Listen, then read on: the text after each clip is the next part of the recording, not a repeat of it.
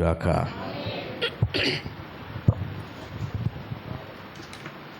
ప్రభువు రక్షకుడైన యేసుక్రీస్తు నామములో మొదటిగా నన్ను మీ మధ్యకు ఆహ్వానించిన దైవజనులు మరి డానియల్ ప్రసంగికి ప్రత్యేకమైన వందనాలు. అలాగే అమ్మగారు కృపామేరి అమ్మగారికి కూడా ప్రత్యేకమైన వందనాలు తెలియజేస్తున్నాను. మీరు నన్ను సరిగా చూడకపోవచ్చు, కానీ నేనైతే మిమ్మల్ని చూశాను. ఆమేన్, హల్లెలూయా.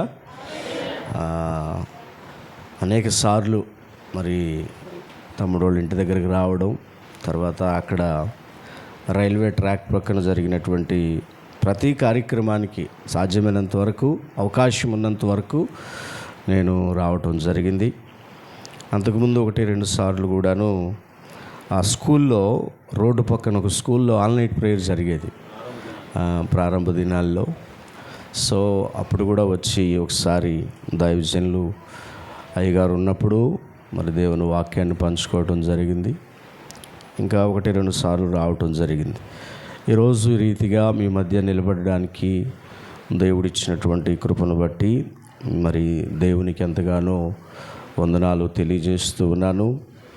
నిజంగా మరి 1994 సంవత్సరం 1994 సంవత్సరం నుంచి ఈ కుటుంబంతో నాకు అనుబంధం ఉన్నది.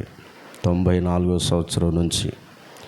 మా చెల్లి మ్యారేజీ 95లో అయింది. అంతకు ముందుగానే దైవజనులు అహరోనయ్య గారు మరి వారే మరి పాస్టర్ జయరావు గారు వారి యొక్క మొట్టమొదటి ఆత్మీయ కుమారుడు మరి ప్రతి కార్యాన్ని కూడా మరి వారి వివాహాన్ని కూడా సభలు పెట్టి సభలలో వారి వివాహాన్ని జరిగించారు. ఆ మండిపూడి గ్రామంలో ఆ మండిపూడి రావడానికి మేము పడినటువంటి పాట్లు ఇన్ని పాట్లు కాదు. కారణం ఏంటంటే రోడ్డు అంత భయంకరంగా ఉండేది. ఇప్పుడు 1995లో మ్యారేజీ, 94 సంవత్సరంలో మా ఇంటి దగ్గరికి వచ్చి అయ్యగారే జయరావు పాస్టర్ గారిని తీసుకొచ్చి అయ్యగారే ఉండి అన్ని కార్యక్రమాలు, వారి కుమారుడు వివాహం ఏ విధంగా చేశారో అలాగే ఆ వివాహాన్ని జరిగించారు. హల్లెలూయా. వారు వచ్చి మాట్లాడారు కాబట్టే మేము ఆ గ్రామానికి రాగలిగాం. ఆ పాస్టర్ గారికి మా చెల్లిని ఇవ్వగలిగాం. అయ్యగారు రాకపోతే ఎలా ఉండేదో మాకు తెలియదు. ఓకే, ఏది ఏమైనప్పటికీ ఆ రోజు నుంచి ఈ రోజు వరకు కూడాను మరి ఈ కుటుంబంతో నాకు కలిగినటువంటి ఈ అనుబంధము, మరి వారి ప్రార్థన సహకారం, అమ్మగారు వాళ్ళు కూడా మరి విజయవాడలో మా పరిచర్యలో స్త్రీల కూడికలు జరిగించారు. వచ్చి కొన్ని వారాలు అక్కడ మా చర్చిలో కూడాను అమ్మగారిని ఉపయోగించుకోవటం కూడా జరిగింది. చాలా సంతోషం అండి. ఈ రీతిగా ఈ ఉపవాస ప్రార్థనలలో మీతో కూడా కలిసి దేవుణ్ణి మరి ఆరాధించడానికి, ఆయనను గురించి మాట్లాడడానికి. ఎవరిని గురించి అండి? ఎవరిని గురించి మాట్లాడుకుంటాం మనం కదా? దేవుని గురించి మాట్లాడుకుంటాం. దేవుని వాక్యము ఏమై ఉన్నది అంటే దేవుడై ఉన్నాడు కనుక ఆయనను గురించి మీతో మాట్లాడడానికి ఈరోజు నాకు ఇట్టి మంచి అవకాశాన్ని కలుగజేసినందులకు మరి దేవునికి, మరియు సంఘ బిడ్డలైన మీకు, సంఘ కాపరిగా ఉన్నటువంటి మరి తమ్ముడు అంటూ ఉంటాను నేను, తమ్ముడు డానియల్కి కూడాను మరొకసారి ప్రత్యేకమైనటువంటి వందనాలు తెలియజేస్తూ ఉన్నాను. మంచిది ప్రియులరా, 12వ దినం ఇది, 12వ దినం. ఓకే, అపోస్తుల దినం అన్నమాట. ఓకే, చాలా సంతోషం. మరి ఈరోజు ఇంతవరకు కూడా మీరు గొప్ప గొప్ప దైవజనుల యొక్క మాటలను మీరు ఆలకించి ఉంటారు. నేను అంత గొప్ప దైవజనుడిని కాదు, కానీ దేవుని సన్నిధిలో దేవుడిచ్చినటువంటి అవకాశాన్ని ఉపయోగించుకోవడానికి మాత్రమే, ఒక పాత్రగా మాత్రమే ఈ స్థలంలో నిలబడి ఉన్నాను. కాబట్టి ఈ రోజున దేవుని సన్నిధిలో ఉన్నటువంటి మనము దేవుని వాక్యాన్ని వినడం అనేటువంటిది చాలా చాలా శ్రేష్టమైనటువంటి సంగతి. అవునా కాదా? ఓకేనా? రైట్. నేను వెళ్ళిన ప్రతి స్థలంలో వాక్యానికి ముందు నేను ఒక మాట చదివిస్తాను. అదేమిటి అంటే అది నాకు చాలా ఇష్టమైనటువంటి మాట. బైబిల్లో ఉన్న మాటలన్నీ ఇష్టమైనవి, కానీ ఒక మాట ప్రాముఖ్యంగా మనం జ్ఞాపకం చేసుకోవాల్సినటువంటి మాట. యాకోబు రాసినటువంటి పత్రిక మొదటి అధ్యాయము 21, 22, 23 వచనాలను మనం చదువుదాం. అమ్మా 21 నుంచి చదవండి అమ్మా. అందుచేత సమస్త కల్మషమును విర్రవీగుచున్న దుష్టత్వమును మాని లోపల నాటబడి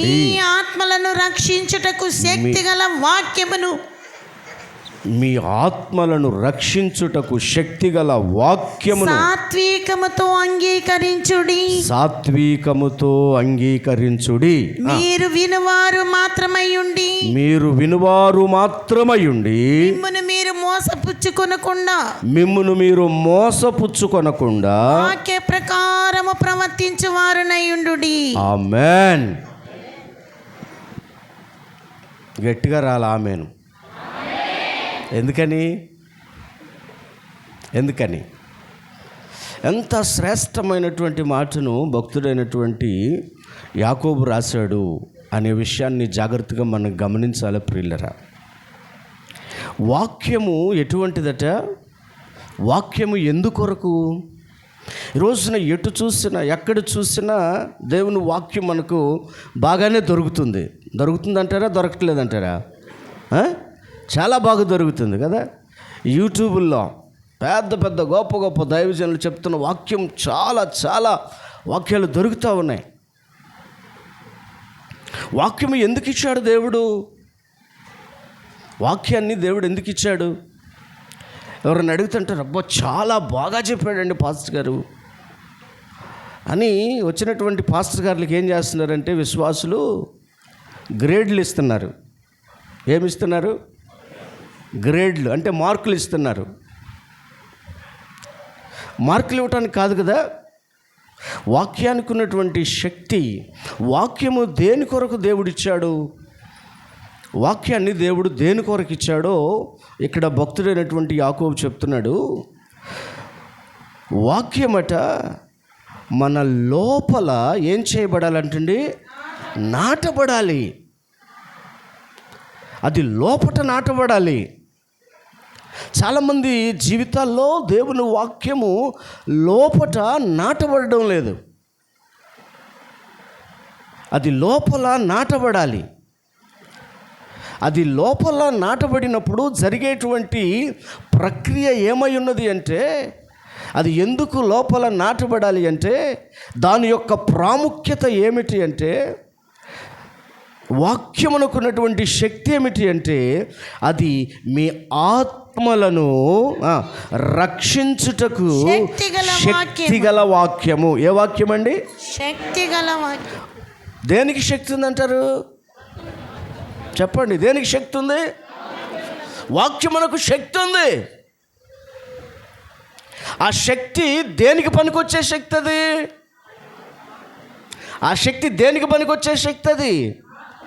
ఆత్మలను రక్షించడానికి శక్తి దేనికి ఉన్నదంటే వాక్యానికి మాత్రమే ఉంది. ఆమేన్. చెప్పాలి గట్టిగా ఆమేనని.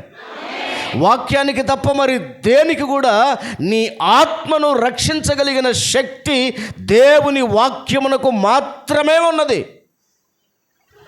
దేవుని వాక్యానికే ఉన్నది, ఇక దేనికి లేదు.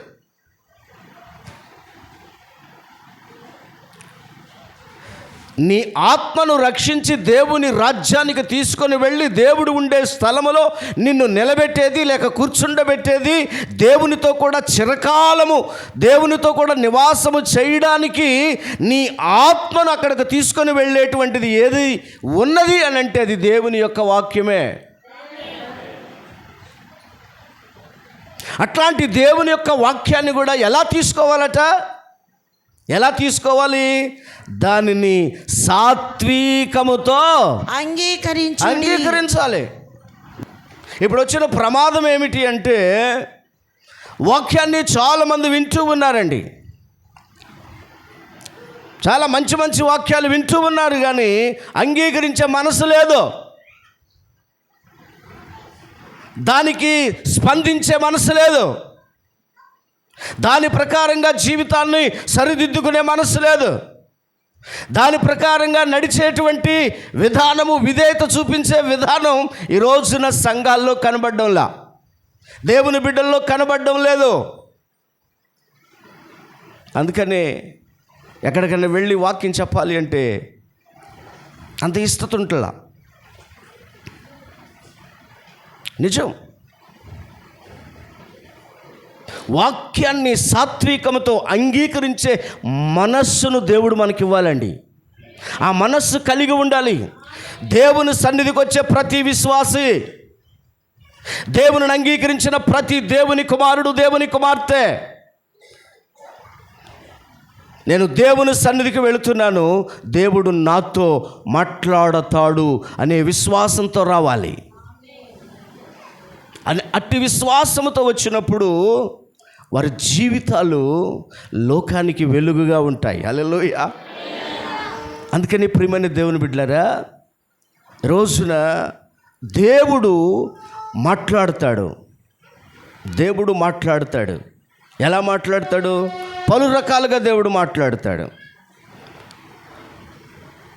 ఒక్కొక్క విధానంలో దేవుడు మాట్లాడతాడు. కొన్నిసార్లు స్వరముతో ఆయన మాట్లాడతాడు, ప్రవచనముల ద్వారా మాట్లాడతాడు, కళల ద్వారా, దర్శనముల ద్వారా మాట్లాడతాడు.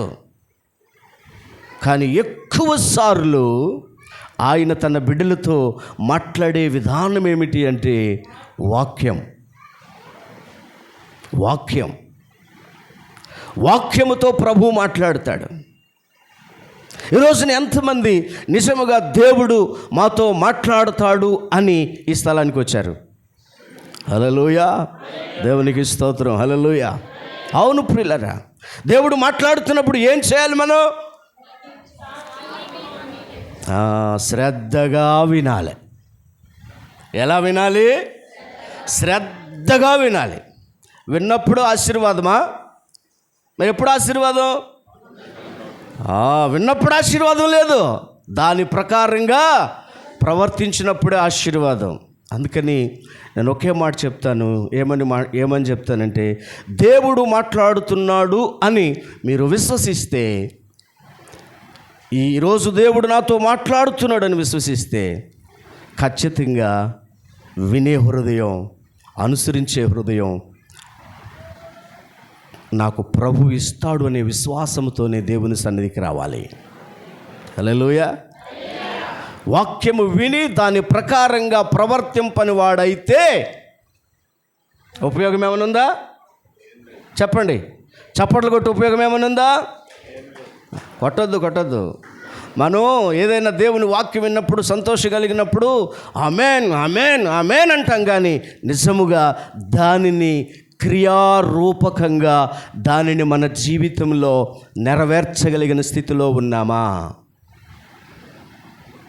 అది కావాలి.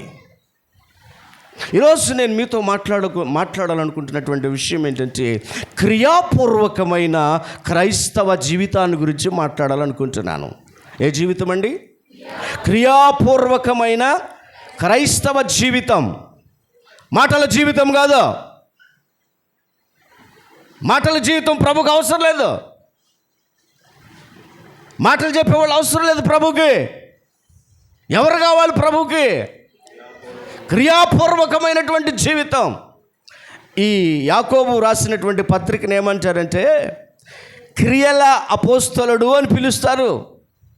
ఇది క్రియాపూర్వకం. ఈరోజు ప్రియమైనటువంటి దేవుని బిడ్డలారా, చాలామంది జీవితాల్లో మాటలు ఉన్నాయి కానీ క్రియలు కనబడడం లేదు. క్రియలు లేని చెప్పండి మనకు బాగా బట్టి వచ్చది కదా. ఏ సంఘంలోకి పని, ఏ విశ్వాసంలో అడగండి, క్రియలు లేని విశ్వాసం చాలా బాగా చెప్తారు. కానీ నిజంగా క్రియ చేయవలసిన సమయం వచ్చినప్పుడు క్రియ చేయకపోతే ఎలాగున నీ విశ్వాసానికి జీవం వస్తుంది. మన విశ్వాసానికి జీవం ఉన్నదా లేదా? చెప్పండి, మన విశ్వాసానికి జీవం ఉన్నదా లేదా? మన విశ్వాసానికి జీవం లేకపోతే మనం ప్రభుని నమ్మాల్సిన అవసరమే లేదు. లోకంలో చాలామందికి విశ్వాసం ఉన్నదండి, కానీ వారి విశ్వాసానికి జీవం లేదు.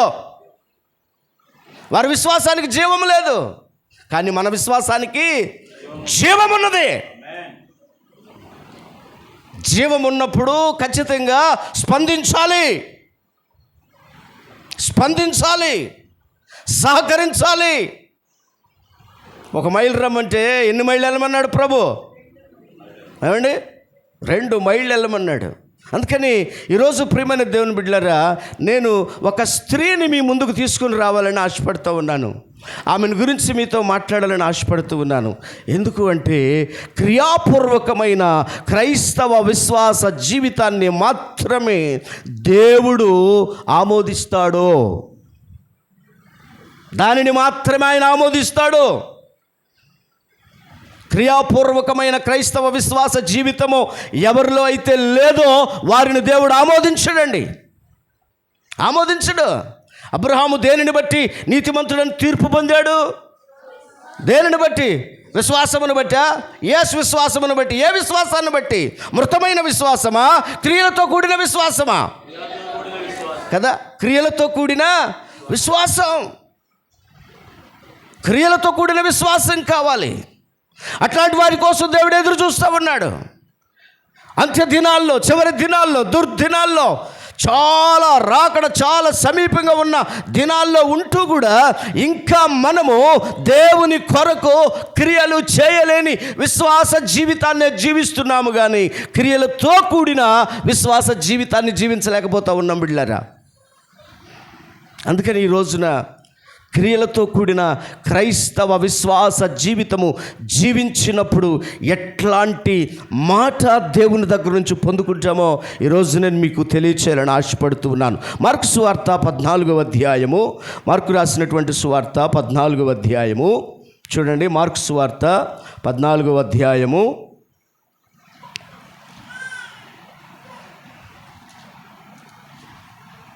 9వ వాక్యం చదువుదాం. ఎవరైనా ఒకరు చదవండి, చదవమ్మా.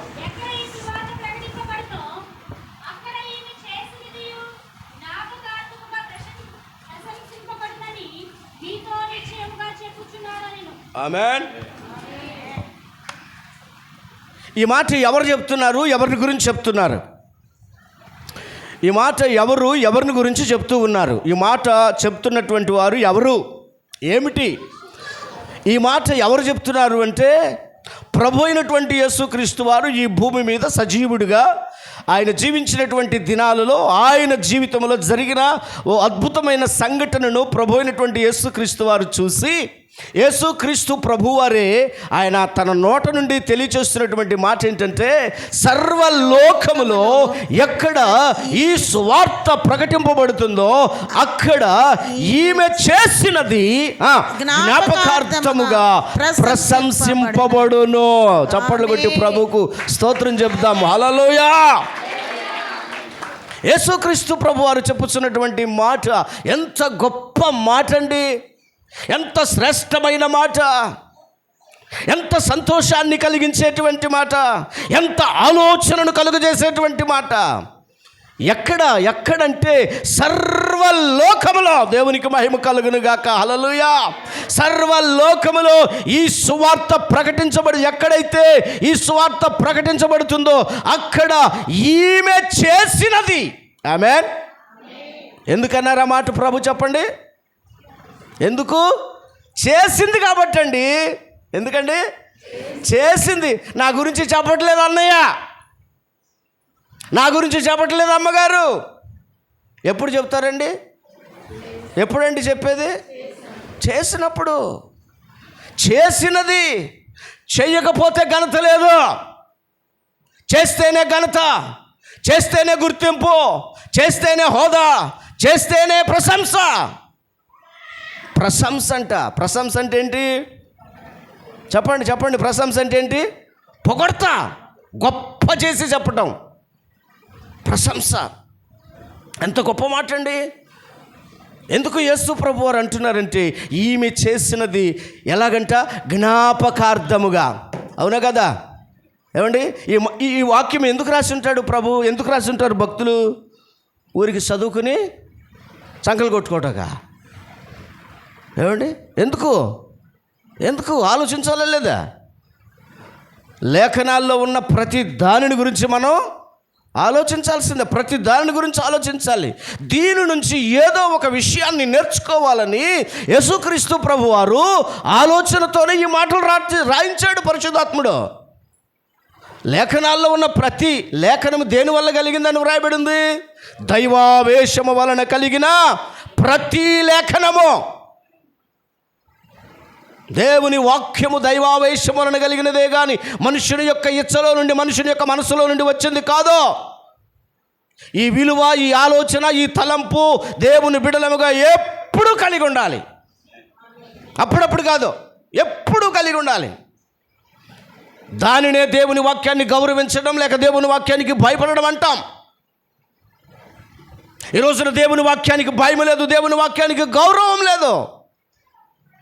దేవుని వాక్యానికి భయపడేటువంటి బిడ్డలు, దేవుని వాక్యాన్ని గౌరవించేటువంటి బిడ్డలు ఉంటే, ప్రియమైన దేవుని బిడ్డలారా, ఇట్లాంటి మందిరాలు మీరు 10 కడతారో, ఒకటి కాదు.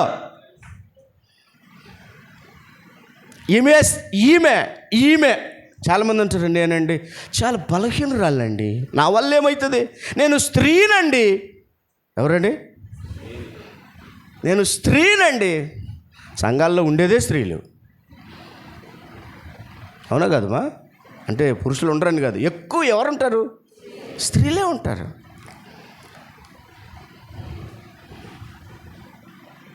ఓ బలహీనమైనటువంటి ఈ వ్యక్తిని గురించి ప్రభు అయినటువంటి యేసుక్రీస్తు అరుస్తున్నటువంటి సాక్ష్యము ఎంత గొప్పదండి.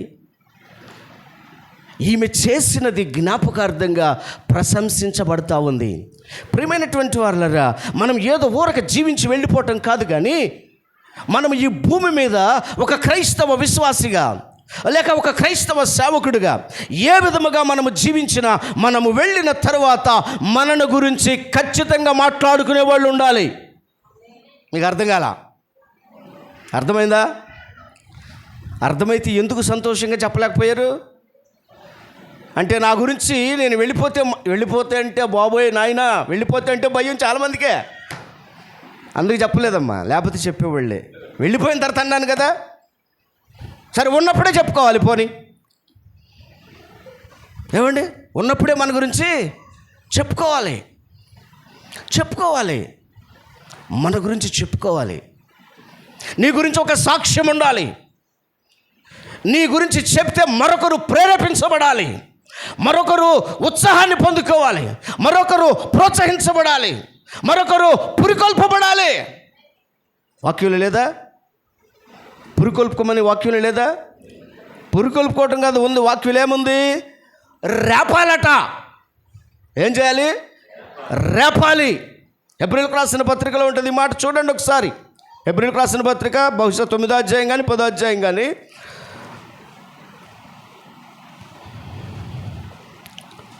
10వ అధ్యాయము 24-25 వచనాలు చదవండి.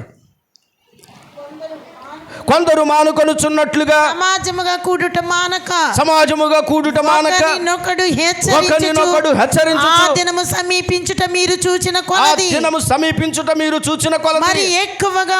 మరి ఎక్కువగా అలాగు చేయుచు ప్రేమ చూపుటకును కార్యములు చేయుటకును ఒకడు పురికొల్పవలనని ఆలోచింతము. పురికొల్పవలను అనే దాని మీద 2 అని అంకేసి ఉంటుంది. పుట్టినోట్లో ఏమని రాయబడిందో చూడండి. రేపవలెను. ఈ రాత్రి నేను మిమ్మల్ని రేపాలనుకుంటున్నాను. ఎంతమంది రేపపడడానికి ఇష్టపడుతున్నారు ప్రియమైన వారులారా? ఎంతమంది పురికొల్పబడడానికి ఇష్టపడుతూ ఉన్నారు? ఒక స్త్రీని గురించి ప్రభు చెప్పుచున్నటువంటి మాట మనం ఆలోచన చేసినప్పుడు, సర్వలోకములో ఎక్కడ ఈ సువార్త ప్రకటించబడుతుందో అక్కడ జ్ఞాపకార్థముగా ఈమె ప్రశంసించబడుతూ ఉంటుంది. ఇది గొప్పతనము కాదా? ఇది మేలుకరమైన విషయం కాదా? ఇది ఆశీర్వాదకరమైన విషయం కాదా? ఇది ఆలోచించాల్సిన విషయం కాదా? ఇది ప్రయోజనకరమైనదా కాదా? దీనిని గురించి మనం ఆలోచించాలి. ఎందుకు చెప్పాడు ప్రభు? కారణమేమిటి? ఈమెను గురించి ఎందుకు సర్వలోకములో ప్రశంసించబడుతుంది? కారణమేమిటి అని మనం లోతుగా ఆలోచన చేసినప్పుడు, ఈమె ఏం చేసిందో అది నీకు అర్థమైతే, ఈమె ఎందుకు చేసిందో అది నీకు అర్థమైతే, ఆమె చేసిన దానిలో ఉన్న ఆత్మీయమైన భావం ఏమిటో నీకు అర్థమైతే, నిశ్చయముగా ఈ రాత్రి అటువంటి ఆత్మను ప్రభువు నీకు నాకు దయచేస్తాడంతే. ఈమె చేసినది. ఈరోజు మొట్టమొదట ఏం కావాలని కోరుకుంటున్నానంటే, చేసే మనసు కావాలి. ఏ మనసు కావాలి చెప్పండి?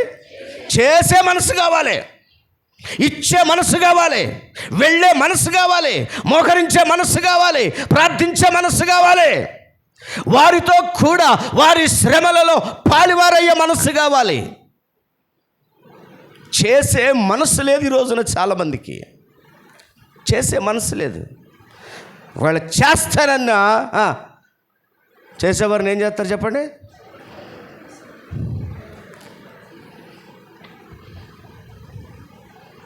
అలా కాదు ప్రియమైన వాళ్ళరా. ఈరోజు నిజముగా నీ కొరకు నా కొరకు ప్రభువు కలువరి సిలువలో మరణించకపోతే, ఆయన ఆ పని చేసి ఉండకపోతే, ఈరోజు నీవు నేను రక్షించబడేవాళ్ళమా? ఈ ధన్యత మనకు వచ్చేదా? దేవుని రాజ్యాన్ని మనం స్వతంత్రించుకోగలమా? ఆయన చేశాడండి. ఆయన చేసి చూపించాడండి. ఆయన చేసి చూపించాడు. ప్రతిదీ కూడా ఆయన చేసి చూపించాడు. అది యేసుక్రీస్తు ప్రభు వారిలో ఉన్న గొప్పతనం. ఆయన చనిపోవడానికి కూడా ఇష్టపడ్డాడండి. నిందపడడానికి ఇష్టపడ్డాడండి. ఉమ్మి వేయించుకోవడానికి ఇష్టపడ్డాడండి. అవమానపరచడానికి ఇష్టపడ్డాడండి. తనను తాను తగ్గించుకోవడానికి ఇష్టపడ్డాడండి. ప్రతిదీ కూడా ఆయన చేసి వెళ్ళాడండి. అందుకే ఆయన గురించి భక్తుడైనటువంటి పేతురు చెప్తాడు. పేతురు రాసిన మొదటి పత్రిక 2వ అధ్యాయం 21వ వచనంలో మీరు చూస్తే అక్కడ ఎంత చక్కటి మాట రాశాడు చూడండి. పేతురు రాసిన మొదటి పత్రిక 2వ అధ్యాయము 21వ వచనం చూడండి దయచేసి. క్రీస్తు కూడా మీ కొరకు బాధపడి మీరు తన అడుగు జాడల యందు నడుచుకొనున్నట్లు మీకు మాదిరి ఉంచిపోయాడు. హల్లెలూయా, హల్లెలూయా. ఏముంచిపోయాడు ఆయన? మాదిరి ఉంచిపోయాడు. ఆయన చేసి చూపించాడండి. ఆయన చేసి చూపించాడు. ఆమె పొగడబడింది. కారణం ఏంటంటే ఆమె క్రియలు చేసినటువంటి వ్యక్తి. ఎవరండి? క్రియలు చేసినటువంటి వ్యక్తి. ఈ రోజున ప్రభు అట్లాంటి వారి కోసం చూస్తున్నాడండి. అట్లాంటి వారు కావాలి. సువార్త ప్రకటించేవారు కావాలి. ప్రార్థన చేసేవారు కావాలి. సహకారాన్ని అందించేవారు కావాలి. దేవుని పనికి. ఎవరికి? దేవుని పనికి. ప్రియమైనటువంటి వారులారా, ఈమెను గురించి మనం ఆలోచన చేసినప్పుడు ఈమె ఏమి చేసింది? ఒకవేళ చేస్తే ఎలా చేసింది? ఏ హృదయంతో చేసింది? ఏమండి, అది కూడా చాలా ప్రాముఖ్యమైనదండి. వీటన్నిటినీ ప్రభు పరిగణలోనికి తీసుకుంటాడు. హల్లెలూయా. నీవు చేసే ప్రతి పనిని ఆయన పరిగణలోనికి తీసుకుంటాడు. అర్థమైందా? నువ్వు చేసే ప్రతి పని అనగా నీవు దేవునిని నమ్మి దేవుని కొరకు నువ్వు చేసే ప్రతి దానిని ఆయన పరిగణలోకి తీసుకుంటాడు. గుర్తుపెట్టుకోండి. నువ్వు నేను మర్చిపోవచ్చండి. ఆయన మర్చిపోయే దేవుడు కాదు. ఆయన మర్చిపోయే దేవుడు కాదు. ఆయన మర్చిపోయే దేవుడు కాదు. ప్రతి దానిని ఆయన పరిగణలోకి తీసుకుంటాడు. ఈమె గురించి మనం ఆలోచన చేస్తే ప్రియులరా, ఈమె చేసినటువంటి పని గురించి మనం ఆలోచన చేసినప్పుడు ఈమె గురించి వ్రాయబడిన 3 శ్రేష్టమైనటువంటి మాటలు ఈ భాగంలో మనం చూడగలుగుతామండి. 14వ అధ్యాయము 3వ వచనం చదువుదాం.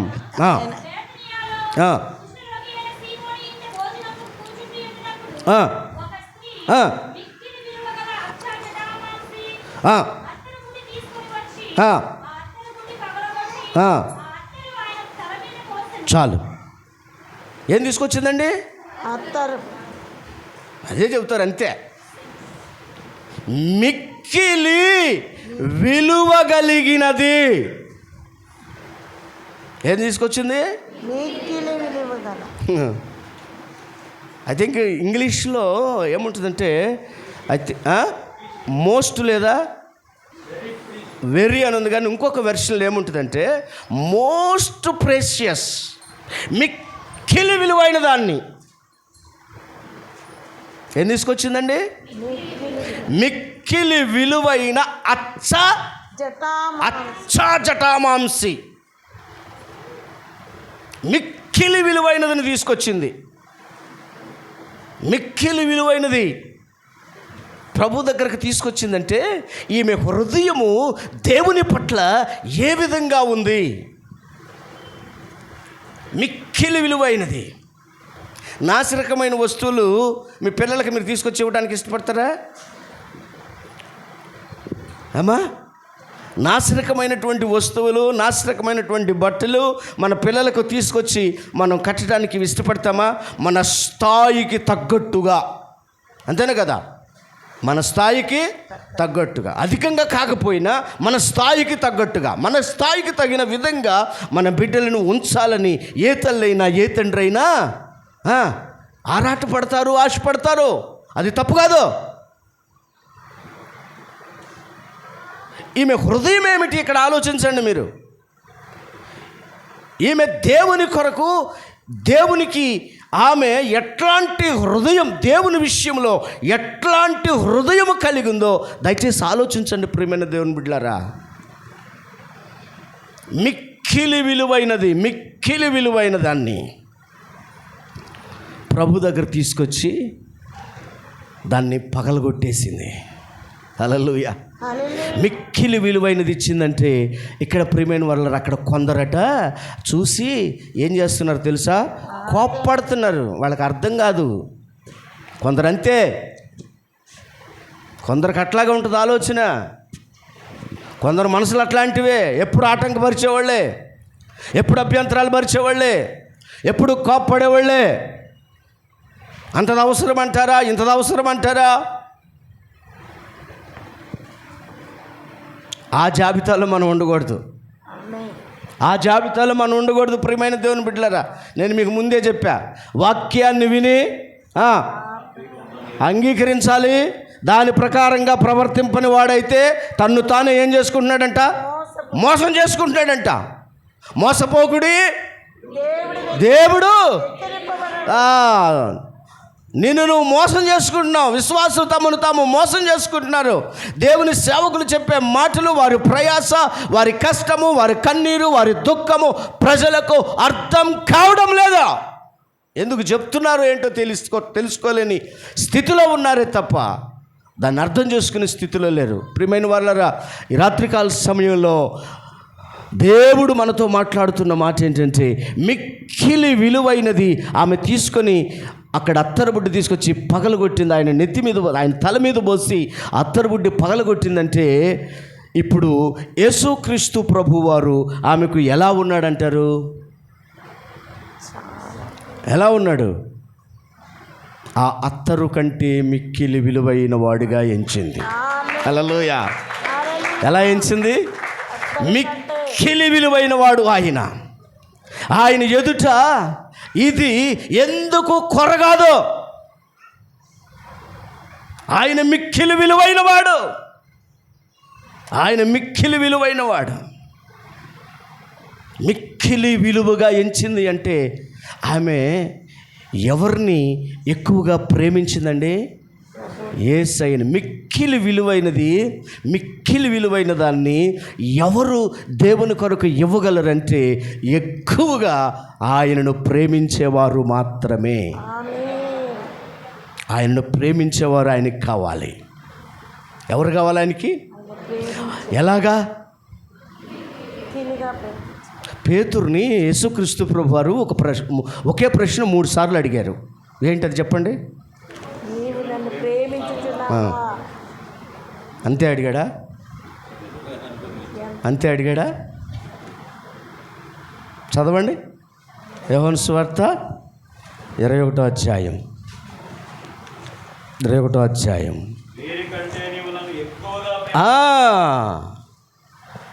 ఎలాగంట? ఎక్కువగా ఎక్కువగా ఎక్కువగా ప్రేమించేవారు కావాలి. ఇప్పుడు ప్రేమించే గుంపు ఒక గుంపు. వాళ్ళు ఎందుకు ప్రేమిస్తారు దేవుణ్ణి? ఎందుకు ప్రేమిస్తారు వారు దేవుణ్ణి? దేవుడి దగ్గర నుంచి ఏమైనా పొందుకోవటానికి ప్రేమిస్తారు, ఆశీర్వాదం పొందుకోవడానికి ప్రేమిస్తారు, స్వస్థతను పొందుకోవడానికి ప్రేమిస్తారు, దీవించబడ్డానికి ప్రేమిస్తారు, మా అబ్బాయికి మా అమ్మాయికి పెళ్ళిళ్ళు కావాలని ప్రేమిస్తారు, మా అప్పులు తీరిపోవాలని ప్రేమిస్తారు, ఇళ్ళు కావాలని ప్రేమిస్తారు, ఆర్థికంగా స్థిరపడాలని ప్రేమిస్తారు. ఇక్కడ యేసుక్రీస్తు ప్రభువారు ప్రేమించే గుంపు కోసం చూడాల.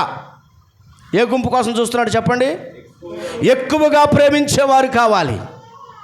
ఈమె మిక్కిలి విలువైన దానిని యేసు ప్రభు వారి దగ్గరకు తీసుకొని వచ్చింది అంటే దాని అర్థం ఏమిటంటే దేవునిని, దేవుని పనిని, దేవుని కార్యాన్ని, దేవుని సంఘాన్ని, దేవుని మందిరాన్ని, దేవుని పరిచర్యను ఎవరైతే మిక్కిలి ఎక్కువగా ప్రేమిస్తారో వారే విలువైన వాటిని దేవుడికి ఇవ్వగలరండి. మిక్కిలి విలువైనది, మిక్కిలి విలువైనది, మిక్కిలి విలువైనటువంటి దానిని దేవునికి ఆమె తీసుకొని రావడానికి గల కారణం ఏమిటంటే, అలా ఇవ్వడానికి గల కారణం ఏమిటంటే ఆమె మిక్కిలి ఎక్కువగా ఆమె ఎవరిని ప్రేమించిందంటే యేసయ్యను ప్రేమించిందండి. ఈరోజు చాలామంది దేవుని కొరకు మిక్కిలి విలువైన వాటిని ఇవ్వలేని వారుగా ఉన్నారు, ఇవ్వలేని వారిగా ఉన్నారు. విలువైన వాటిని, విలువైన దానిని, మిక్కిలి విలువైన దానిని దేవుని కొరకు ఇవ్వడానికి ఇష్టపడిందండి. అది చూశాడు ప్రభు. హల్లెలూయా, హల్లెలూయా. అట్లాంటి వాళ్ళు కావాలండి, అట్లాంటి వాళ్ళు కావాలి. దాచిపెట్టుకునే వాళ్ళు కాదండి కావాల్సింది, కూడబెట్టుకునే వాళ్ళు కాదండి కావాల్సింది, దాచిపెట్టుకుని కూడబెట్టుకునే వాళ్ళు కాదు కావాల్సింది. దేవుని కొరకు విలువైన దానిని దేవునికి ఇవ్వగలిగిన వారు కావాలి. నోట్లో నుంచి మాట రాదు. మీరు నన్ను పిలిచినా పిలవకపోయినా పర్వాలా, ఉన్న వాక్యాన్ని ఉన్నది ఉన్నట్లుగా చెప్పడానికే నేను ఇక్కడికి వచ్చా. మా సంఘంలోనే అంతేనండి, మా సంఘంలోనే అంతే, ఉన్నది ఉన్నట్లుగానే చెప్తా అంతే. ఎందుకో తెలుసా? రేపు నేను ఆయన దగ్గర దోషిని కాకూడదు కదా. నువ్వు చెప్పలేదండి, మాకు చెప్పలేదండి, ఇవ్వమని చెప్పలేదండి, ఇచ్చినా ఇవ్వకపోయినా పర్వాలేదులేండి రండి కాదండి. మిక్కిలి విలువైన దానిని ప్రభువుకి ఇవ్వడం అనేటువంటిది అది నీ హృదయం మీద ఆధారపడింది. నీవు ఎంతగా దేవుణ్ణి ప్రేమిస్తున్నావో అది దేవునికి అర్థమవుతుందండి, అది దేవునికి అర్థమవుతుంది.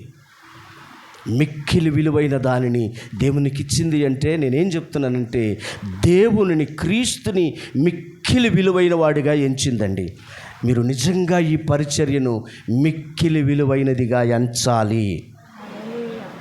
దేవుని సంఘాన్ని, దేవుని మందిరాన్ని, దేవుని సేవకులను మిక్కిలి విలువైన వారముగా మనము ఎంచినప్పుడు మీరు మిమ్మల్ని గురించి దేవుడు రేపు అక్కడ కోటాను కోట్ల మంది ముందు కూడా మీ గురించి చెప్తాడు. తెలుసా?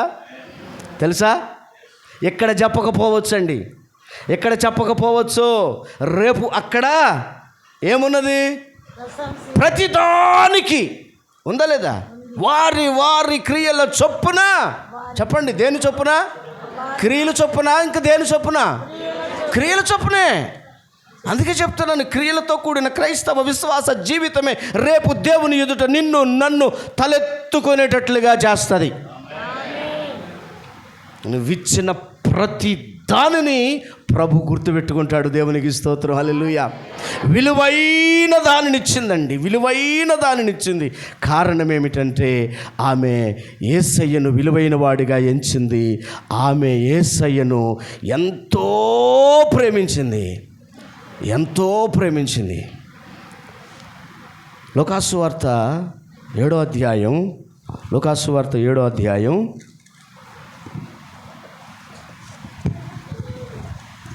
50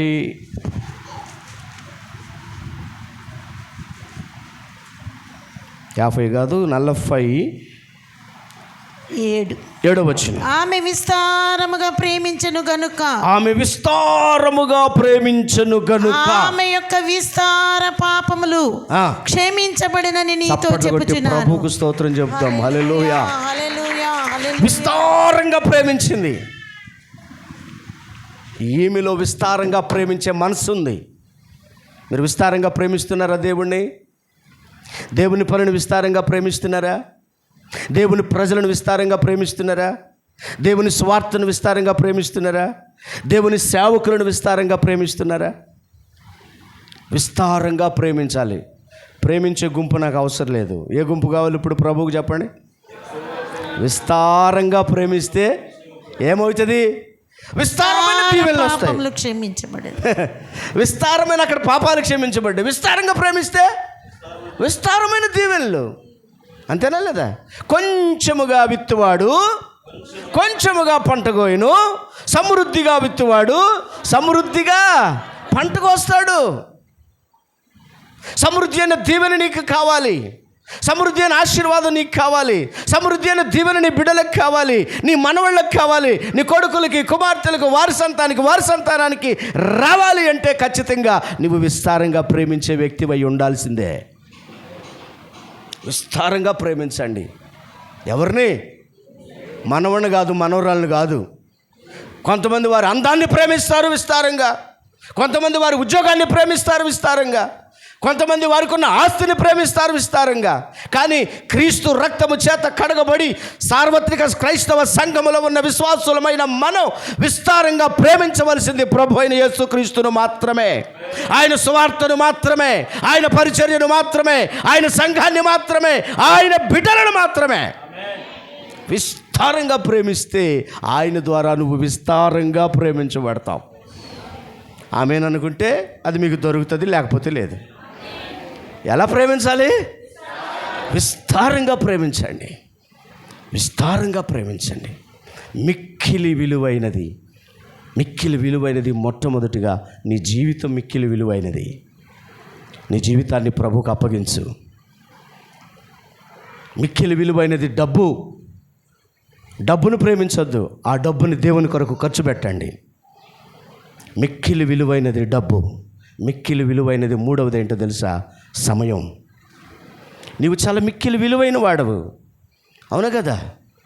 మనం ఎవరమండి? విలువ లేని వాళ్ళమా, విలువ కలిగిన వాళ్ళమా? ఎందుకని?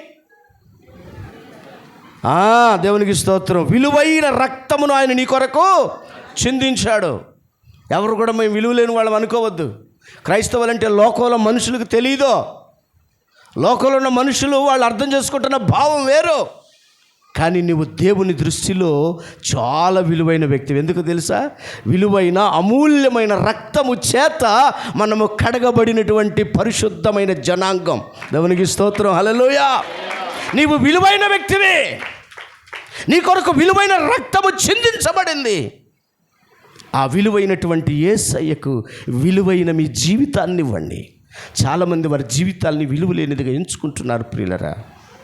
విలువలేని వారుగా ఎంచుకుని, నేనేమి చేయలేను, నా వల్ల ఏమీ కాదు, నేను చచ్చిపోవటం మేలని వారి జీవితాలను విలువలేనివిగా ఎంచుకొని చాలామంది తమను తాము హాని చేసుకుంటూ లోకాన్ని విడిచిపెట్టి వెళ్ళిపోతున్నారు. కానీ మీరు, నేను చాలా విలువైన వాళ్ళం. ఎందుకో తెలుసా? ఆయన మనందరి కొరకు విలువైన రక్తాన్ని చిందించాడు. అందుకని ప్రియమైన దేవుని బిడ్డలారా, ఈమెను గురించి ఎందుకు చెప్పుకుంటారు అంటే వాళ్ళకి అర్థం కాలేదు. వాళ్ళు భౌతికపరమైన మనుషులండి. వాళ్ళు అంటున్నారు ఇవి అమ్మి బీదలకి ఇస్తే బాగుంటుంది కదా, వీళ్ళకి ఏదో పెద్ద బీదల మీద ప్రేమ ఉన్నట్టు. ఆ మనుషులు ఏదో తెచ్చి ఇచ్చి ఉండొచ్చుగా మరి, అవును కదా?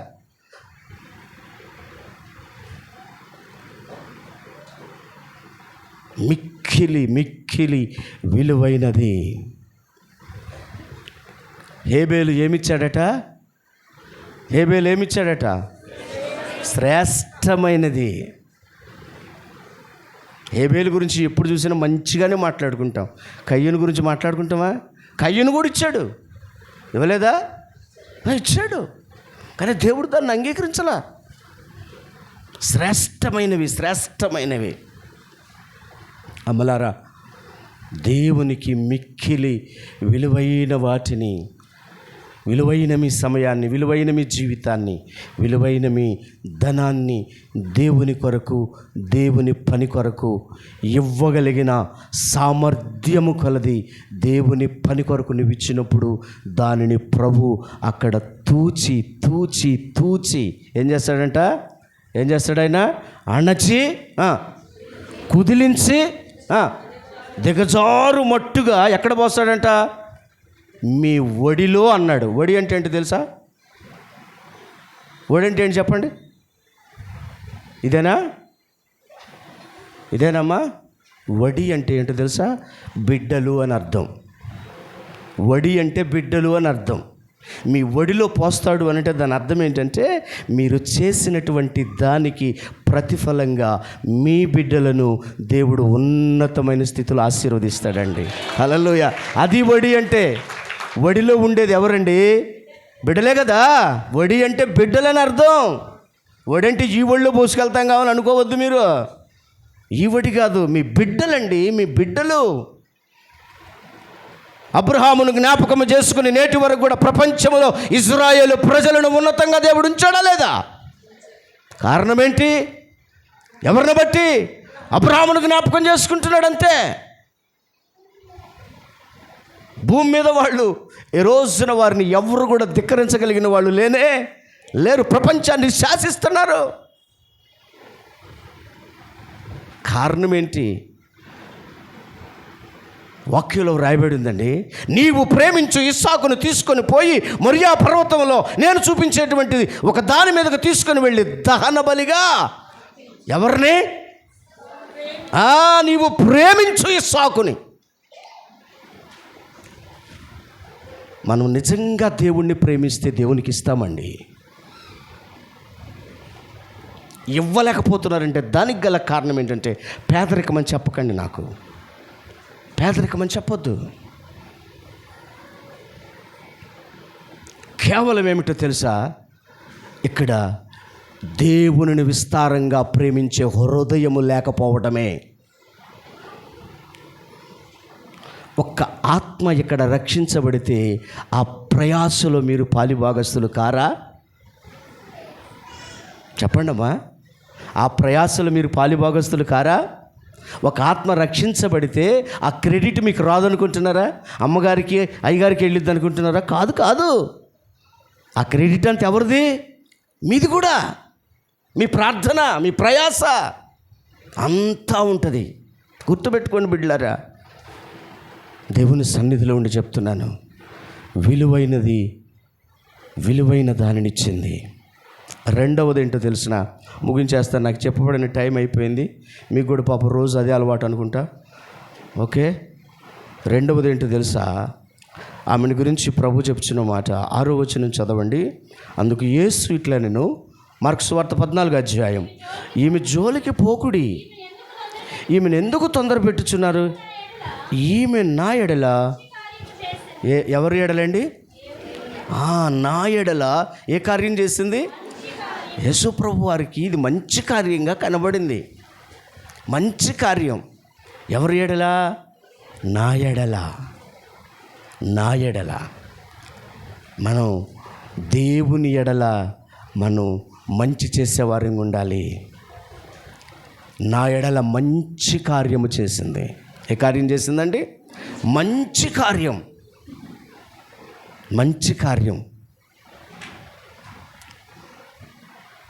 మంచి కార్యాల కొరకు మనము చేయటానికి ముందున్న వారంగా ఉండాలండి. మంచి కార్యం. నా ఎడల ఈమె చేసింది మంచి కార్యం అని చెప్తున్నాడు. లూకాసు వార్తలో 12వ అధ్యాయంలో మనం చూస్తే అక్కడ ఒక వ్యక్తిని గురించి ప్రభు చెప్తాడు. చూడండి ఏమంటుందంటే 12వ అధ్యాయం 16వ వచనం నుంచి చదవండి దయచేసి.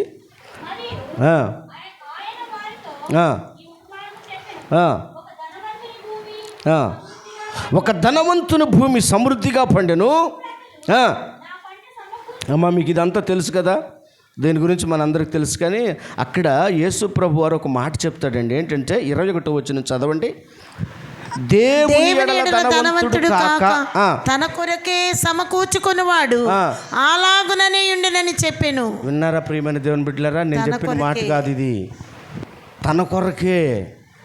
మన కొరకు మనం మంచి కార్యాలు ఎన్నో చేసుకోమా? చెప్పండి అమ్మా. మనం యథార్థవంతులే, అవునా కదా?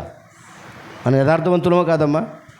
ఆయన అందరిని యథార్థవంతులను కానీ పుట్టించాడంటే కానీ మనుషులే వివిధ తంత్రాలను కల్పించుకున్నారని వాక్యంలో రాయబడి ఉంది. మనుషులందరినీ యథార్థవంతులు కానీ పుట్టించాడు ఆయన. మనం యథార్థవంతులుగా ఉండాలా లేదా? యోబు ఎవరు? అవునా కదా? అయ్యా యోబుకు 200 ఆశీర్వాదం ఇచ్చావయ్యా, నాకు కూడా 200 ఆశీర్వాదమేనో ఒకళ్ళు ప్రార్థన చేస్తున్నారు. వాళ్ళతో నేను అన్నాను, యథార్థంగా ఉన్నావా అన్న. ఎలాగా? యథార్థంగా లేకపోతే 200 ఆశీర్వాదం ఏడ నుంచి వచ్చింది? యథార్థంగా ఉన్నామా? యథార్థంగా ఉండాలి మనం. అన్నిట్లో యథార్థత ఉంటుంది, ఒక దాని దగ్గర యథార్థత ఉండదు. చెప్పండి ఎక్కడో? దేవుడికి ఇచ్చే విషయంలో యథార్థత ఉండదు.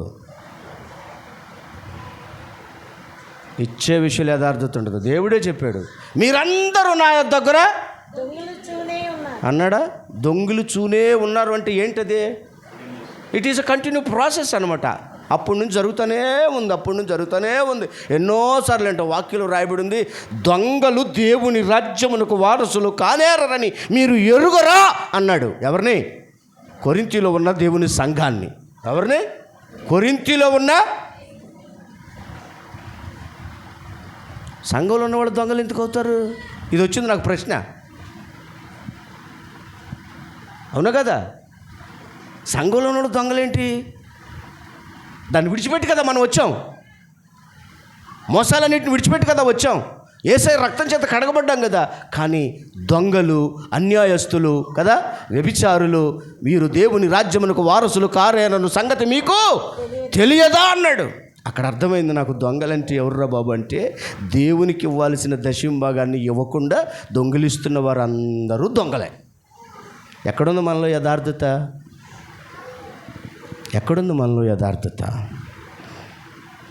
దేవుని బిడ్డలారా, రేపు దేవుని రాజ్యాన్ని మనం స్వతంత్రించుకోవాలి. మనం దేవుని రాజ్యాన్ని కోల్పోకూడదు. అందుకని చెప్పాను మీకు, వాక్యమును మీరు వినువారు మాత్రమయ్యండి, మిమ్మును మీరు మోసపుచ్చుకోవద్దు, దాని ప్రకారము ప్రవర్తించువారై ఉండండి. అప్పుడేనండి మనం దేవుని ఎదుట నిశ్చయముగా తలెత్తుకోగలుగుతాం బిడ్డలారా.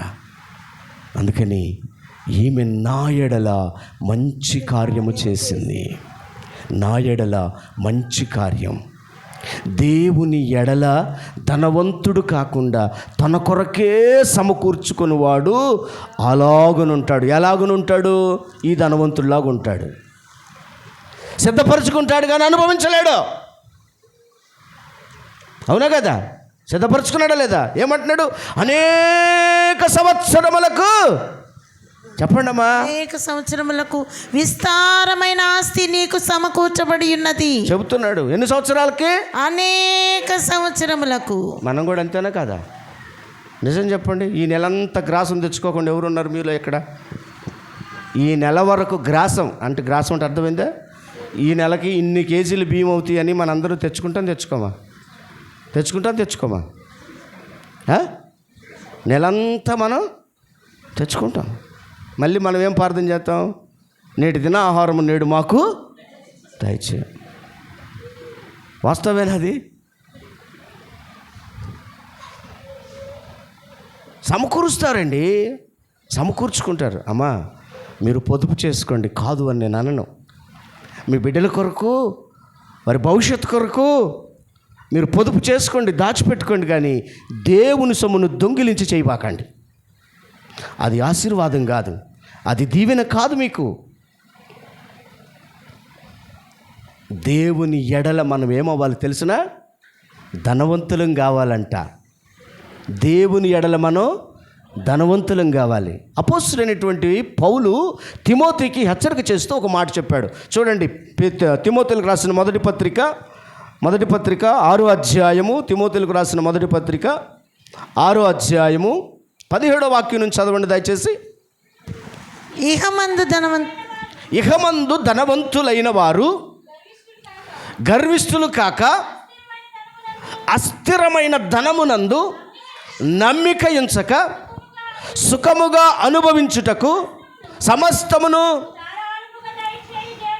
మనకు ధారాళముగా దయచేయు దేవుని యందే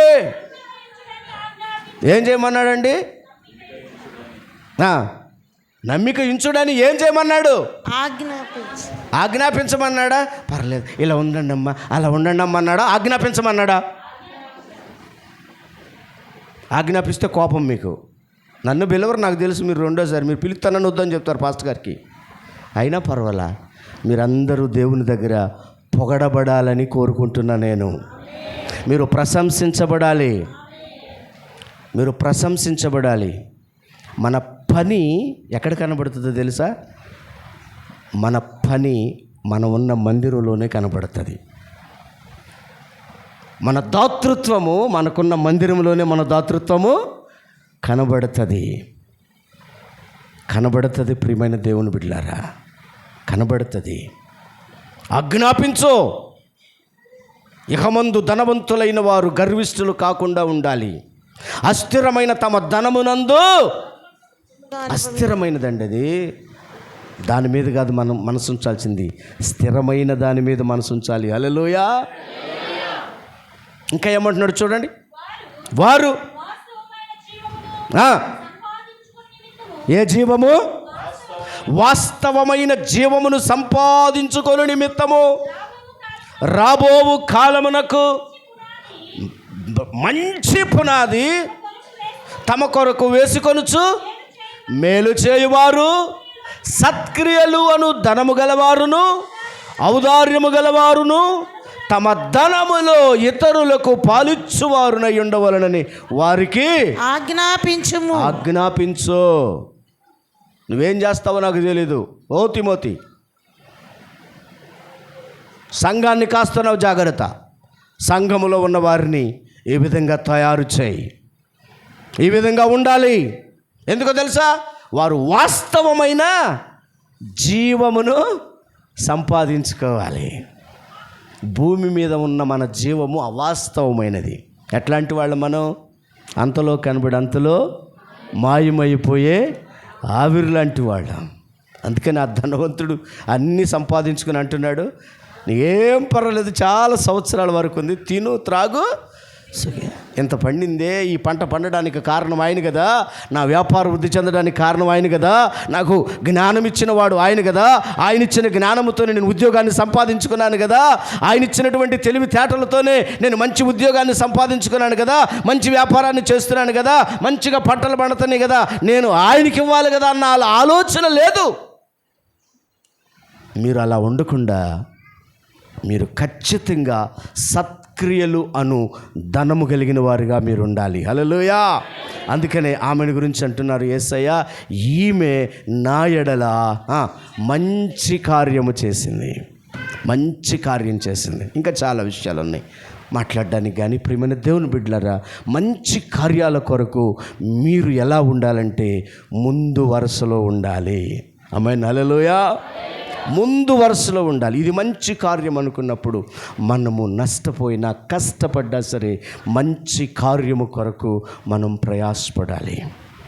దైవజనులు అహరోనయ్య గారు దేవుని కార్యాల కొరకు ఆయన ఎలాగూ ఆరాటపడ్డారో నాకు బాగుగా తెలుసు. ఆయన ఎలా ప్రయాసపడ్డారో నాకు బాగా తెలుసు. తనను తాను ఎలాగూ వేయపరుచుకున్నారో నాకు బాగా తెలుసు. ప్రియమైన దేవుని బిడ్డలారా, మనలను మనం మంచి కార్యాల కొరకు మనము పురికొల్పబడే వారంగా ఉండాలి, రేపబడే వారంగా ఉండాలి. మూడవ మాట కూడా చెప్తాను. ఆమెను గురించి యేసు ప్రభు వారు చెప్పుచున్నటువంటి మాట ఏమిటో తెలుసా? తన శక్తి కొలది చేసిందట. ఎలా చేసిందండి? శక్తి కొలది చేసింది. తన శక్తి కొలది, ఈమె తన శక్తి కొలది చేసింది. మీరు కూడా మీ శక్తి కొలది దేవుని కార్యాల కొరకు ముందుకు రావాలి. ఆమేన్. శక్తి కొలది, శక్తికి మించి ఇచ్చారని చెప్పాడు పౌలు. కదా, మాసిదోనియా సంఘాన్ని గురించి, వారు నిరుపేదలైనను వారి దాతృత్వము బహుగా విస్తరించిందట. వారి దాతృత్వం బహుగా విస్తరించింది. వారు నిరుపేదలైనను తమను తామే మా కొరకు ఇచ్చుకున్నారంటాడు. తమ ప్రాణములను సహితము మాకివ్వడానికి వాళ్ళు వెనుకాడలేదు అంటారు. శక్తి కొలది చేయండి. ఎలా చేయాలి? చాలామంది అంటారు, నేను శక్తి లేని దాన్నండి, శక్తిహీనురాలనండి అంటాడు. దేవుడు ఆమెనంటాడంట. ప్రియమైన దేవుని బిడ్డలారా, ఈ రోజున నీవు నేను దేవుని ఎదుట తలెత్తుకునే వారంగా, మనల గురించి మాట్లాడుకునేటట్లుగా, ఇదిగో మా తాతగారు ఉన్నప్పుడు కట్టారు ఈ మందిరం. ఎవరు? మా తాతగారు ఉన్నప్పుడు ఈ మందిరం కట్టారంటని మీ మనవాళ్ళు మీ మనవరాళ్ళు చెప్పుకోవద్దా? చెప్పుకోవాలా లేదా? చెప్పండి అమ్మా, చెప్పుకోవాలి లేదా? భావితరాలు. ఎవరు? భావితరాలు. అదే యేసు ప్రభు వారు చెప్తున్నాడు, ఈమెను బట్టి అనేకులు ప్రోత్సహించబడాలి. ఎన్ని విషయాలు చెప్పండి? ఒకటి, మిక్కిలి విలువైన దాన్ని ఇచ్చింది. రెండవది, నా ఎడల మంచి కార్యం చేసింది. ఎలా చేసింది? మూడవది, శక్తి కొలది చేసింది. కాబట్టి మీరు నేను అందరము మన శక్తి కొలది పాటలు పాడాలి, మన శక్తి కొలది ప్రార్థన చేయాలి, మన శక్తి కొలది దేవునికి ఇవ్వాలి, దేవుని పని కొరకు ఇవ్వాలి. గుర్తుపెట్టుకోండి ప్రియమైన దేవుని బిడ్డలారా, అప్పుడు మీకు నాకు దేవుని ఎదుట ఓ ప్రశంస, ఓ పత్రాన్ని ప్రభు ఇస్తాడు, ఓ రివార్డును ప్రభు ఖచ్చితంగా ఇస్తాడు. గుర్తుపెట్టుకోండి. ఎక్కడ ధనం సమకూర్చుకోమన్నాడు చెప్పండి? ఎక్కడ సమకూర్చుకోమన్నాడమ్మా? అమ్మా, భూమి మీద ధనం సమకూర్చుకోమన్నాడా? పరలోకంలోనా? పరలోకంలో ధనం సమకూర్చుకోవాలి. ఎలాగో పరలోకంలో ధనం సమకూర్చబడిద్ది? దేవుని కొరకు, దేవుని సువార్త కొరకు. మిషనరీల జీవితాల గురించి మనం ఆలోచన చేస్తే తమ్మును తాము దేవుని కొరకు అప్పగించుకొని ఈ భారతదేశానికి వచ్చి తమను తాము వ్యయపరుచుకున్నారండి. వారి ఆరోగ్యం, వారి జ్ఞానం, వారి డబ్బు కదా, వారి సమయం అంతటిని కూడా హెచ్చించి ఈ రోజున మన భారతదేశంలో ఈ విధంగా మన సువార్త వింటున్నామంటే దానికి గల కారణం ఏంటంటే తమను తాము వ్యయపరుచుకున్నారండి. తమను తాము వ్యయపరుచుకున్నారు. ఈ రోజున నీవు నేను మనందరం కూడా ఈ విధంగా ఇక్కడ కూర్చున్నాము అంటే మరి దైవజనులు అహరోనయ్య గారు తన్ను తాను వ్యయపరుచుకుని, అమ్మగారు మీ కొరకు తమను తాము వ్యయపరుచుకుని వారు ఎంతో కన్నీరు కార్చి ప్రార్థన చేశారు. కనుక ఖచ్చితంగా మీరు కూడా ఎలా ఉండాలంటే క్రియలతో కూడిన క్రైస్తవ విశ్వాస జీవితము జీవించే ఓ మంచి క్రైస్తవ సాక్ష్యం కలిగిన బిడ్డలుగా ఉండాలని కోరుకుంటూ మిమ్మల్ని దీవిస్తూ, మీరు నేను మనందరము ఈమె చేసినట్లుగా దేవుని కొరకు, దేవుని పని కొరకు, దేవుని రాజ్య స్వార్థ వ్యాప్తి కొరకు మనము ఖర్చు చేసుకుంటూ మనం దేవునికి సంపూర్ణ సమర్పణ కలిగి ఆయన సన్నిధిలో ముందుకు సాగుదాం. అట్లాంటి కృపను పరిశుద్ధాత్మ దేవుడు ఈ రాత్రి నీకు నాకు మనందరికీ దయచేయునుగాక. ఆమేన్, ఆమేన్. దయచేసి అందరం తలలు వంచుదాం. అందరూ తలలు వంచి మోకరించి దేవుని సన్నిధిలో ప్రార్థన చేద్దాం. ప్రియులరా, సర్వలోకములో ఈ సువార్త ఎక్కడ ప్రకటించబడుతుందో అక్కడ ఈమె చేసినది జ్ఞాపకార్థంగా ప్రశంసించబడుతుంది. ఈ రోజున నిన్ను గురించి, నన్ను గురించి రేపు రాబోతున్న తరాలు జ్ఞాపకంలో ఉండాలి అంటే ఖచ్చితంగా ఈ భూమి మీద ఓ మంచి ప్రార్థనాపరురాలని, ఓ మంచి ప్రార్థనాపరుడని, ఓ మంచి క్రైస్తవ విశ్వాసి అని, నమ్మకమైనటువంటి బిడ్డని, యథార్థమైనటువంటి బిడ్డలని, దేవుని పనిలో మంచి సహకారులని, దేవుని పని కొరకు తమను తాము అప్పగించుకున్న వారని, దేవుని పని కొరకు పరుగులెత్తిన వారని, ఉపవాస ప్రార్థనల కొరకు పరుగులెత్తిన వారని, కన్నీరు గార్చి ప్రార్థించే తల్లులని, కన్నీరు గార్చే ప్రార్థించే తండ్రులని, ఈ విధమైనటువంటి గొప్ప సాక్ష్యం, దేవుని విస్తారంగా ప్రేమించేటువంటి మా తల్లి, మా తండ్రి, మా అన్నయ్య, మా అక్క అని ఈ విధమైన సాక్ష్యాన్ని నీవు నేను కలిగి ఉండాలి బిడ్డలారా.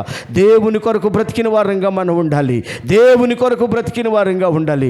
మన కొరకు మనం బ్రతకటం కాదండి, మన కొరకు మనం బ్రతకటం కాదు, కానీ ప్రతి దేవుని బిడ్డ దేవుని కొరకు బ్రతికే వారికి ఉండాలి. అదిగో ఆమె నా ఎడల మంచి కార్యము చేసింది. నీవు దేవుని కొరకు ఏం చేస్తున్నావు? దేవుని కొరకు ఏం చేస్తున్నావు? నశించిపోతున్న వారి కొరకు ఏం చేస్తున్నావు? నశించిపోతున్న ఆత్మల కొరకు నీ ప్రయత్నం ఏమిటి? నీ బంధువుల రక్షణ కొరకు నీ ప్రయత్నం ఏమిటి? నీ ఇరుగు పొరుగు వారు నశించిపోతూ ఉంటే వారి కొరకు నువ్వేమైనా చేయగలుగుతున్నావా? వారికి సువార్త ప్రకటించడానికి, వారిని ప్రభువులోకి నడిపించడానికి, సంఘాన్ని పురికొల్పడానికి, సంఘ పనులలో నీ యొక్క బాధ్యత ఏమిటి? నీ యొక్క పాలి భాగము ఎంత? ఈ రాత్రి మనల్ని మనం పరిశీలన చేసుకుందాం బిడ్డలారా. దేవుని కొరకు మనం బ్రతుకుదాం. ఆ బ్రతుకే నిజమైనటువంటి బ్రతుకు, అది ఆశీర్వాదకరమైన బ్రతుకు బిడ్డలారా. ఈ రాత్రి మనల్ని మనం అప్పగించుకుందాం. ప్రభువా, నేను కూడా క్రియలతో కూడిన క్రైస్తవ విశ్వాస జీవితాన్ని జీవిస్తాను నాయనా. సాక్ష్యము కలిగిన క్రైస్తవ విశ్వాస జీవితాన్ని జీవిస్తాను నాయనా. దొర్కా క్రియలతో కూడినటువంటి బిడ్డగా కనబడుతుంది. రాహాబు క్రియలతో కూడిన విశ్వాసిగా కనబడుతూ ఉంది. మన పితరుడైన అబ్రహాము క్రియలతో కూడినటువంటి వ్యక్తిగా కనబడుతూ ఉన్నాడు. ఈరోజు నీవు నేను క్రియాపూర్వకమైన క్రైస్తవ విశ్వాస జీవితాన్ని, దేవుని ఎదుట తలెత్తుకుని నిలబడే ఓ మంచి సాక్ష్య జీవితాన్ని కలిగి ఉండే విధంగా నేను కూడా తీర్మానం చేసుకుంటానయ్యా. నేను కూడా తీర్మానం చేసుకుంటాను. మిక్కిలి విలువైన దానిని నీకు ఇస్తాను, నీ పని కొరకిస్తాను. నా శక్తి కొలది చేస్తాను, నా శక్తి కొలది చేస్తాను అని దేవుని దగ్గర తీర్మానం చేసుకోండి. ప్రేమ కలిగిన తండ్రి, కృప కలిగిన ప్రభువా, మహోన్నతుడు అయిన దేవా, మీ ఘనమైన నామం కొరకై వందనాలు చెల్లిస్తున్నావు. గొప్ప దేవుడవు నాయన, గొప్ప కార్యాలు చేసే దేవుడవు, ఆశ్చర్యమైన కార్యాలు, అద్భుతమైన కార్యాలు చేసే దేవుడవయ్యా. ఇదిగో తండ్రి, దైవజనులు అహరోనయ్య గారు నాయన ఈ పరిచర్యను ప్రారంభించారు. అమ్మగారు అయ్యా, వారు ఎన్నో కష్టాలు వచ్చారు తండ్రి. నీకు స్తోత్రాలు. నిందలు, అవమానాలు, కన్నీరు, వేదన తండ్రి, నీకు స్తోత్రాలు నాయన. ఎన్నో అనుభవించారు. మీ పని కొరకే ప్రత్యేకించబడ్డారు నాయన. తండ్రి, నీకే స్తోత్రం నాయన. మందిరం లేక ఎన్నో ప్రభువా తండ్రి, భయముతో కూడిన దినాలు, నిద్రలేని రాత్రులు నాయన ఎన్నో అనుభవించారు. ప్రియ ప్రభువా, మీరు ఇచ్చినటువంటి ఈ స్థలమును బట్టి స్తోత్రాలు నాయన. దీని కొరకు నాయన బిడ్డలు వారి గుప్పిళ్ళు విప్పారయ్యా. నిన్ను ప్రేమించే బిడ్డలుగా వీరి నుంచావయ్యా. ఇప్పటి వరకు ఎంతో సహకారాన్ని ఇచ్చారు ప్రభువా. వీరిని బట్టి మీకు స్తోత్రాలు నాయన. ఇంకను ప్రభువా, ఈ బిడ్డలు దీవించబడాలి, ఈ కుటుంబాలు దీవించబడాలి, తరతరాలు దీవించబడాలి నాయన. బిడ్డలు దీవించబడాలి నాయన. ఇదిగో తండ్రి, నీకే స్తోత్రాలు నాయన. ప్రతిఫలం ఇచ్చే దేవుడవు నీవే ప్రభువా. ఈ బిడ్డలందరినీ జ్ఞాపకం చేసుకొని ఆయన, కుటుంబాలను జ్ఞాపకం చేసుకొని ఆయన, వారి అవసరతలేంటో నీకు తెలుసు ప్రభువా, వారి అక్కర్లేమిటో నీకు తెలుసు ప్రభువా. తండ్రి, ఏది కావాలని ఆశతో మీ సన్నిధిలో ప్రార్థన చేస్తున్నారో మీకు తెలుసు ప్రభువా. బిడ్డలందరి కోరికలను మీరు తీర్చండి నాయన. నీ కోరికను సిద్ధింపచేసి నీ ఆలోచన యావత్తును సఫలపరుస్తానన్నావు ప్రభువా. నిశ్చయముగా ఈ బిడ్డలందరూ నాయన నీ ద్వారా పొగడబడే బిడ్డలుగా నా తండ్రి మీ సన్నిధిలో వీరిని జ్ఞాపకం చేసుకోమని ప్రార్థన చేస్తున్నాను. దేవా, నీకు వందనాలు. ఈ పరిచర్యను ప్రభువా మీరు దీవించండి, ఆశీర్వదించండి. ఇంకను నాయన ఉన్నటువంటి మందిరము యొక్క పనిని సంపూర్ణము జరిగించండి నాయన. ఏది కొదువు ఉండకూడదు ప్రభువా. కార్యాలు చేయవాడవు నీవే నాయన. మీకు స్తోత్రాలు నాయన.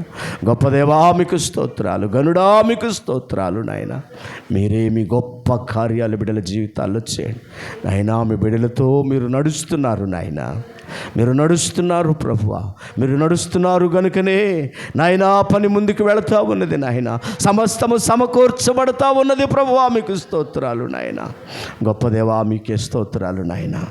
తండ్రి, బిడ్డల కన్నీరు తుడిచే దేవుడవు నీవే ప్రభువా. మీ గొప్ప కార్యాలు జరిగించండి. ఈ రాత్రికాల సమయంలో కూడి వచ్చిన బిడ్డలందరినీ మీ చేతుల్లో పెడుతున్నాను నాయనా. సోదరులు నాయన, యవన కుమారుడు నాయన డానియల్ని మీ చేతుల్లో పెడుతున్నా నాయనా. వారి సతీమణి నీ దాసురాల్ని మీ చేతుల్లో పెడుతున్నా. అమ్మగారిని మీ చేతుల్లో పెడుతున్నాను నాయన. పాలను మీ చేతుల్లో పెడుతున్నాను. కుమార్తెని మీ చేతుల్లో పెడుతున్నా. వారి పరిచర్యని మీ చేతుల్లో పెడుతున్నాను అయ్యా. ఇక్కడ కూడి వచ్చిన చిన్న బిడ్డలు, యవనస్తులు, వృద్ధులు, తల్లులు, యవన స్త్రీలు, పురుషులు అందరినీ మీ చేతుల్లో పెడుతున్నాను నాయన. నిశ్చయముగా వీరందరూ మీ ద్వారా ప్రశంసించబడుదురుగాక. క్రియలతో కూడిన విశ్వాస జీవితమును వీరందరూ జీవించుదురుగాక. వాస్తవమైన జీవము కొరకు ప్రయాసతో బిడలు సంతోషముతో ఆసక్తితో ముందుకు కొనసాగే కృప బిడలందరికీ దయచేయండి. మీ రాకడ కొరకు మమ్మల్ని అందరినీ సిద్ధపరచండి. 30వ తేదీన నా తండ్రి జరగబోతున్న మందిర ప్రతిష్ఠిత ఆరాధన కొరకు కావలసిన ప్రతి ఏర్పాటును ప్రభువా మీరే సమకూర్చండి నాయన. మీరే సమకూర్చండి ప్రభువా. భోజనముల కొరకు మీరు సమకూర్చండి నాయన. ఓ ప్రభువా, వస్తున్న ప్రతి సేవకుల క్షేమము కొరకు కూడా మేము ప్రార్థిస్తున్నాము నాయన. సహాయం చేయండి అయ్యా. మీకే స్తోత్రాలు. ఆశీర్వాదకరంగా జరిగించండి. వాతావరణాన్ని సానుకూలపరచండి. ఏ విధమైన అభ్యంతరం ఉండకూడదు, వర్షాటంకము ఉండకూడదు నాయన. మీరే గొప్ప కార్యాలు జరిగించండి తండ్రి. వీరి పరిచర్యను విస్తరింపచేయండి. అనేక ప్రాంతాలకు విస్తరింపచేయండి నాయన. మీకే స్తోత్రాలు. ఈ రాత్రికాల దీవెన ఆశీర్వాదములు మాకు అందరికీ దయచేసి మీ కృపతో నింపి నీ మహిమ కలిగిన రాకడ కొరకు మమ్మల్ని అందరినీ సిద్ధపరచమని యేసయ్య పరిశుద్ధ నామమును అడుగుచున్నాము తండ్రి. ఆమేన్, ఆమేన్, ఆమేన్. పరమ తండ్రి అయిన దేవుని యొక్క ప్రేమ, మన ప్రభు అయినటువంటి క్రీస్తు యేసు నాథుని యొక్క కృప, పరిశుద్ధాత్మ దేవుని యొక్క అన్యోన్యమైన సహవాసము, సన్నిధి, సమాధానం ఇప్పుడు ఎల్లప్పుడూ ఆయన రాకడ పర్యంతము కూడిన బిడ్డలకును, పరిచర్య జరిగిస్తున్న దీనదాసుని కుటుంబానికి, బిడ్డలకు ఇప్పుడు ఎల్లప్పుడూ ఆయన రాకడ పర్యంతం సదా తోడుగా ఉండి నడిపించునుగాక. ఆమేన్, ఆమేన్, ఆమేన్.